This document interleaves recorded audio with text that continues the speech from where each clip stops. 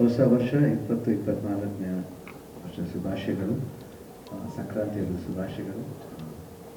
ಒಳ್ಳೆಯದಾಗಲಿ. ತುಂಬ ಖುಷಿ ಆಯಿತು ಫಂಕ್ಷನ್ ಬಂದು. First chicken always anything for you.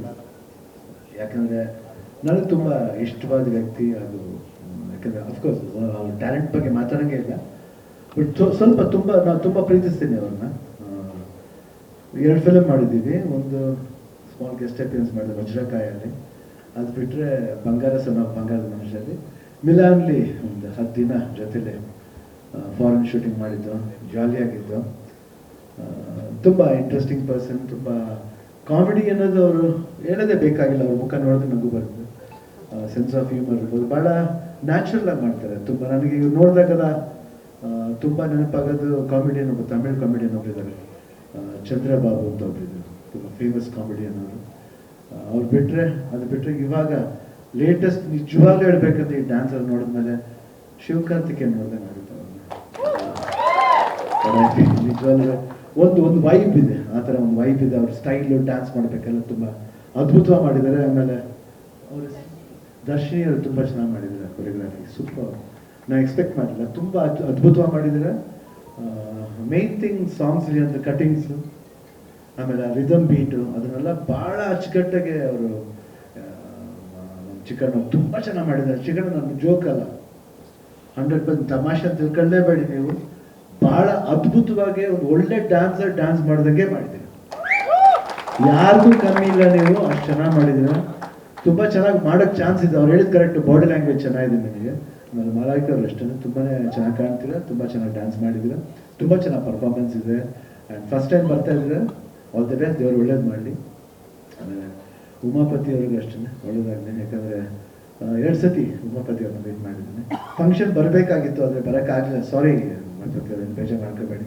ಇನ್ನು ನಮ್ಮ ಸಿನಿಮಾಗೆ ಮಾಡೋಣ ಬೇಡಿ,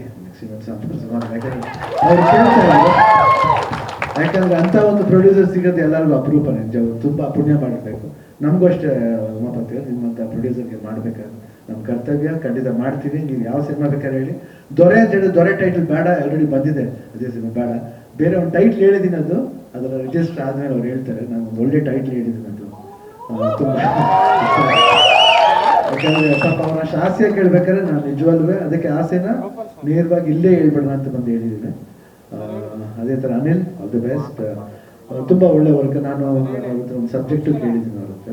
ನಾನು ತುಂಬ ಅದ್ಭುತವಾದ ವರ್ಕರು, ತುಂಬ ಟ್ಯಾಲೆಂಟ್ ಇದೆ. ಅದೇ ಥರ ಫುಲ್ ಟೀಮ್, ರವಿಶಂಕರ್, ಧರ್ಮ, ಆಮೇಲೆ ಚಂದ್ರಮಯೂರ್ ಇದ್ದಾರೆ. ಎಲ್ಲಿ ಅವರು ಅಲ್ಲೂ ಚೆನ್ನಾಗಿ ಆ್ಯಕ್ಟ್ ಮಾಡ್ತಾರೆ, ಇಲ್ಲೂ ಚೆನ್ನಾಗಿ ಆ್ಯಕ್ಟ್ ಮಾಡ್ತಾರೆ. ಯಾಕಂದ್ರೆ ಯಾವಾಗ ರೇಗಿಸ್ತಾ ಇರ್ತೀನಿ, ಯಾಕಂದರೆ ಅಷ್ಟೊಂದು ಒಂದು ಫ್ರೆಂಡ್ಶಿಪ್ ನಮ್ಮಲ್ಲಿ. ಗಲಾಟೆ ಮಾಡ್ತಾ ಇರ್ತೀನಿ. And thank you first of all ಇಡೀ ಉಪಾಧ್ಯಕ್ಷ ಟೀಮು. ಒಂದು ತುಂಬಾ ಚೆನ್ನಾಗಿತ್ತು ಸರ್, ನಿಜವಾಗ್ಲೂ. ಒಂದು ನಾನು ಏನು ಹೇಳಿ ತೋರಿಸ್ತೀನಿ ನಮಗೆ, ನಿಜವಾಗ್ಲೂ ಭಾಳ ಅದ್ಭುತವಾಗಿತ್ತು. ಒಂದು ಪ್ರೀತಿ ವಿಶ್ವಾಸ, ಆ ಪ್ರೀತಿ ವಿಶ್ವಾಸ ಏನೇನು ಸಿಗುತ್ತೆ. ನಮ್ಮ ಒಂದು ಅಪ್ಪಾಜಿ ಅಮ್ಮನಿಗೆ ಥ್ಯಾಂಕ್ಸ್ ಹೇಳ್ಬೇಕಂತ ಒಂದು ತಂದೆ ತಾಯಿನ ಪಡೆದಿದ್ದೀವಿ ನಾವು. ಫ್ಯಾಮಿಲಿ ಅವರ ಒಂದು ಗುಣ ಇವತ್ತು ನಾವೇನೇ ಒಂದು ಸಾಧಿಸಿದ್ರು ಸಣ್ಣ ಮಾಡಿ ಸಾಧಿಸಿದ್ವಿ ಅಷ್ಟೇ. ಆ್ಯಕ್ಚುಲಿ ನಾವು ಧರ್ಮ ಬಂದ್ಬಿಟ್ಟು ನಾವು ಕೀರ್ತಿನ ಐ ಥಿಂಕ್ ನಾವು ಚಿಕ್ಕವರು ಇದ್ದಾಗ ನೋಡ್ತಾ ಇದ್ದೀವಿ. 100% ಒಲವು ಗೆಲುವಲ್ಲೆಲ್ಲ ಮಾಡಿದ್ದೇವೆ. ನಾವೆಲ್ಲ ನಾವೆಲ್ಲ ಚಡ್ಡಿ ಹಾಕೊಂಡು ಓಡಾಡ್ತಿದ್ವಿ ಅವ್ರ ಮುಂದೆ. ಇವಾಗ ಪಕ್ಕದಲ್ಲೇ ಕೂತ್ಕೊಂಡಿದ್ದೀವಿ ನಾವು. ಭಾಳ ಖುಷಿ ಆಗುತ್ತೆ, ಹಳೆ ನೆನಪು. ಅವಾಗ ಜ್ಞಾಪಿಸ್ತಾ ಇದ್ದೇವೆ ಎಲ್ಲದೂ. ಬಟ್ ತುಂಬ ಇಂಥ ಒಂದು ವಂಡರ್ಫುಲ್ ಇಂಡಸ್ಟ್ರಿಲಿ ಇರೋಕ್ಕೆ, ಇವತ್ತು ಒಂದು ಹೆಸರು ಬರೋಕ್ಕೆಲ್ಲ ಅಭಿಮಾನಿ ದೇವ್ರುಗಳ ಕಾರಣ ನಿಜವಾಗ್ಲೂ. ಯಾಕಂದರೆ ಒಬ್ಬ ಸ್ಟಾರ್ ಆಗ್ಬೇಕಂತ ಅವ್ರು ಹೇಳ್ತಿದ್ರು, ಇನ್ಮೇಲೆ ತಾರೆ ಆಗಬೇಕು ಅಂತಲ್ಲ. ಅವ್ರು ಆಲ್ರೆಡಿ ಸ್ಟಾರೇನೆ. ಏನು ಹೀರೋ ಆಗ್ಬಿಟ್ರೆ ಮಾತ್ರ ಅವ್ನು ತಾರೆ ಅಲ್ಲ, ಅವನೊಬ್ಬನೇ ತಾರೆ ಅಲ್ಲ. ನಿಜವಾಗ್ಲೂ ಪಾತ್ರ ಮಾಡೋ ಪ್ರತಿಯೊಬ್ಬರು ತಾರೆ. Everybody is star. ಯಾಕಂದರೆ ಒಂದು ಸ್ಟಾರಿಂದ ಗೆಲ್ಲಕ್ಕಾಗಲ್ಲ, ಅದು ನೆನಪಿಟ್ಕೋಬೇಕು. 100% ಎಲ್ರಿಗೂ ಅದು ಕಾರಣ ಆಗಿದೆ. ಒಬ್ಬ ತಾರೆ ಬರಬೇಕು ಅಂದರೆ ಒಳ್ಳೆ ಮೇಕಪ್ ಮ್ಯಾನ್ ಬೇಕು, ಒಬ್ಬ ಒಳ್ಳೆ ಕಾಸ್ಟ್ಯೂಮರ್ ಬೇಕು, ಒಳ್ಳೆ ಕ್ಯಾಮ್ರಾಮನ್ ಬೇಕು, ಒಳ್ಳೆ ಲೈಟ್ ಮ್ಯಾನ್ ಬೇಕು. ಲೈಟ್ ಮಾಡೋದು ಸ್ವಲ್ಪ ತಿಳಿಸ್ಬಿಟ್ರೆ ಅಷ್ಟೇ ಮುಖ ಅಷ್ಟೇ ಹೆಂಗೂ ಕಾಣುತ್ತೆ. ಸೊ ಪ್ರತಿಯೊಬ್ಬರು ಕಾರಣ ಆಗ್ತಾರೆ. ಸಿನಿಮಾ ಅನ್ನೋದು ಒಬ್ಬರಿಂದ ಸಾಧ್ಯ ಇಲ್ಲ, ಪ್ರತಿಯೊಬ್ಬರು ಸಪೋರ್ಟ್ ಮಾಡಬೇಕು.